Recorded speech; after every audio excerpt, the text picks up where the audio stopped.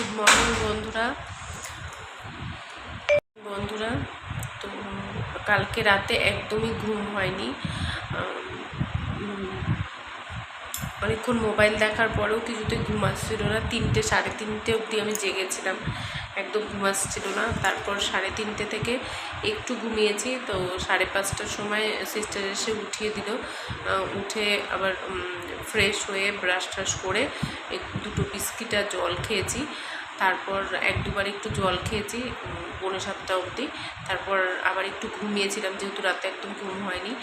তারপর ঘুম থেকে উঠে মাকে একটু ফোন করলাম, ছেলের সাথে একটু কথা বললাম, একটু ভিডিও কলে ছেলের সাথে কথা বলে নিলাম, হাজব্যান্ডের সাথে কথা বললাম।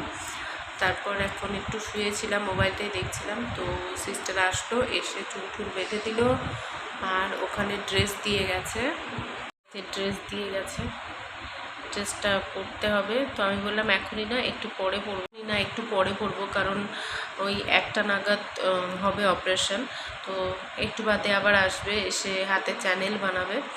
তো তার জন্য বললাম যে এখন পরবো না, ওটা এখনই পরলে পরে গরম লাগবে। আর ওটিতে নিয়ে যাওয়ার এখনও অনেক দেরি রয়েছে।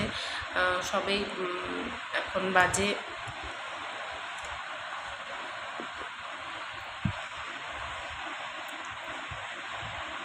10টা 3 বাজে।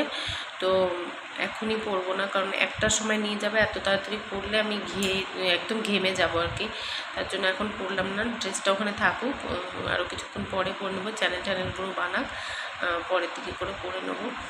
আর বাড়িতে সবাই আমি মাকে বলেছি, মানে রান্না করে সবাই একটু যাতে খাওয়া দাওয়া করেই আসে, কারণ 1টার সময় বলেছে ওটিতে নিয়ে যাবে। তো হতে হতে নিশ্চয়ই 2-3টে বাজবে। তো তারপর আমাকে বেডে দেবে, তারপর সবাই বাড়ি যাবে। তার আগে তো কেউ যেতে চাইবে না। তো তাহলে পরে গিয়ে খেতে অনেকটা লেট হয়ে যাবে। তার জন্য বলেছি দরকার হলে একটু করে খেয়ে আসো তোমরা। আর মা এখন রান্না করছে, দিদিভাইও রয়েছে, কাকিমাও এসছে। তো সবাই আছে বাড়িতে।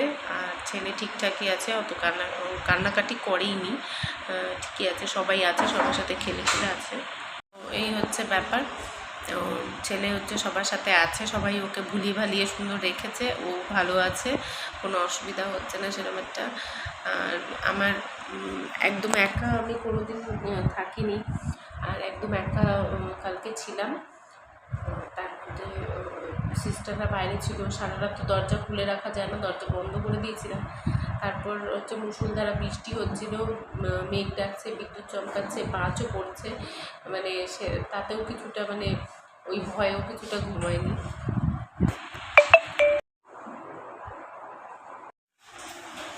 কথা বলতে বলতেই সিস্টাররা চলে এসেছিল, আর এই যে চ্যানেল বানিয়ে দিয়েছে, হাতে চ্যানেল বানিয়েছে।